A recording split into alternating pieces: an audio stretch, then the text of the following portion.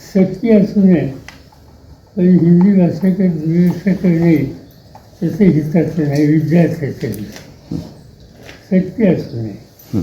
शेवटी त्याला हवं आहे ते त्यांनी करावं. त्याच्या पालकांनी जे काही त्यांना मार्गदर्शन केलं त्यानुसार निर्णय घ्यावा. पण साहित्यिकांनी बऱ्याचसा त्याला विरोध केलेला आहे. आपल्या महाराष्ट्रातून पण बराचसा त्याला विरोध. अनिवार्य नको, म्हणजे हिंदी आपल्यात आहे मात्र म्हणून मी सांगितलं ना, सक्ती नको.